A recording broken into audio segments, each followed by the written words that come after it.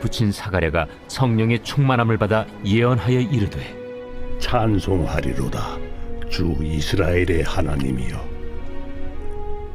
그 백성을 돌보사 속량하시며 우리를 위하여 구원의 뿔을 그 종 다윗의 집에 일으키셨으니 이것은 주께서 예로부터 거룩한 선지자의 입으로 말씀하신 바와 같이 우리 원수에게서와 우리를 미워하는 모든 자의 손에서 구원하시는 일이라. 우리 조상을 긍휼히 여기시며 그 거룩한 언약을 기억하셨으니 곧 우리 조상 아브라함에게 하신 맹세라. 우리가 원수의 손에서 건지심을 받고 종신토록 주의 앞에서 성결과 의로 두려움이 없이 섬기게 하리라 하셨도다. 이하여 내가 지극히 높으신 이의 선지자라 일컬음을 받고 주 앞에 앞서가서 그 길을 준비하여 주의 백성에게 그 죄 사함으로 말미암는 구원을 알게 하리니 이는 우리 하나님의 긍휼로 인함이라. 이로써 돋는 해가 위로부터 우리에게 임하여 어둠과 죽음의 그늘에 앉은 자에게 비치고 우리 발을 평강의 길로 인도하시리로다. 아이가 자라며 심령이 강하여지며 이스라엘에게 나타나는 날까지 빈 들에 있으니라. 자, 오늘 말씀을 보면요, 사가랴가 말을 못하게 됐다가 하나님의 말씀에 순종하면서 입술이 풀리게 되고 예언을 하게 되는데요, 그 예언의 내용은 세례 요한에 대한 예언, 그리고 예수님에 대한 예언입니다. 오늘은 특별히 이 예수님에 대한 예언을 좀 집중적으로 보기를 원하는데요, 68절에 보시면은 하나님은 그 백성을 돌보신다라고 써져 있죠. 하나님은 돌보시는 분이십니다. 오늘 하루 하나님의 돌보심이 있는 그런 하루 되시기를 간절히 바랍니다. 물론 그분의 직접적인 돌보심이 없어도 우리는 살아갈 수는 있는데요, 하나님의 돌보심이 없이 살아가면 삶이 정말 빡빡합니다. 기름칠을 안 한 것처럼 마찰이 생기고 뻑뻑해지죠. 하지만 돌봐주시면 인생이 부드럽습니다. 그래서 하나님께서 돌봐주심을 날마다 우리가 간구를 해야 되는데요, 이 돌보심이라는 단어가 1장 78절에 보시면 이렇게 표현이 됩니다. 이는 우리 하나님의 긍휼로 인함이라. 이로써 돋는 해가 위로부터 우리에게 임하여. 자, 여기서 임하여라는 말이 돌본다라는 말과 똑같은 말입니다. 이 돌본다라는 말은 손수 방문한다라는 말씀인 거죠. 임한다라는 거죠.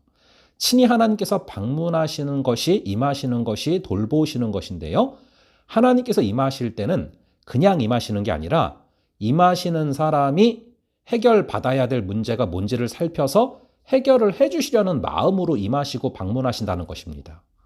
우리 주님은 지금도 이 큐티 말씀으로 여러분을 방문하사 돌보시려고 작정하고 계신 줄을 믿으시기 바랍니다. 그분이 임할 때 그분의 돌보심이 임하게 되는데요, 그분이 돌보려고 임하실 때 그때 바로 나한테 있는 문제가 해결이 됩니다. 뭔가에 중독이 되어 있다면 그 죄악을 해결하기 위해서 방문을 하십니다. 뭔가 연약함이 있다면 그 연약함을 만지사 고치시려고 방문하십니다. 간절한 기도 제목이 있다면 그 제목 가운데 응답하기 위해서 방문을 하시는 것이죠. 우리가 흔히 말하는 신방도 그런 거죠. 신방이 이제 찾아가는 것이고 신방 대상에게 임하는 거잖아요. 근데 신방을 가면 그 신방 받는 사람의 기도 제목을 듣고 문제를 해결해 주려고 하지 않습니까? 제가 장년분들을 신방할 때는 주로 이제 너무 많이 마시는 거를 해주시는데, 거꾸로 청년들을 신방할 때는 주로 가서 먹을 거를 제가 사줍니다. 임하여서 돌볼 때 상대방의 필요를 해결을 해주고 싶은 거죠. 배고픔을 해결해주고 싶은 거죠. 근데 하나님께서 우리를 신방하신다는 것입니다. 임하사 돌보신다라는 것이죠.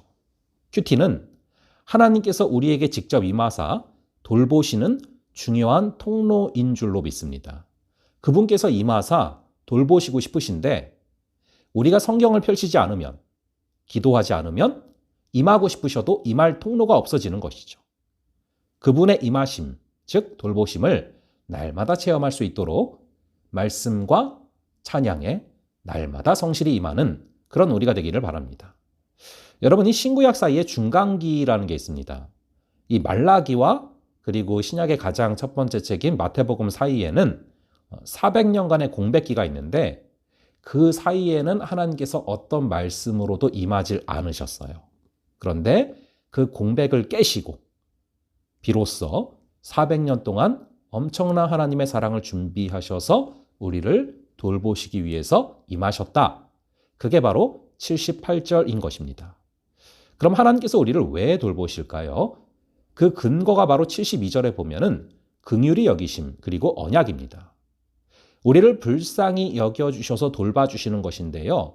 불쌍히 여겨주시는 이유는요. 바로 언약 때문이에요.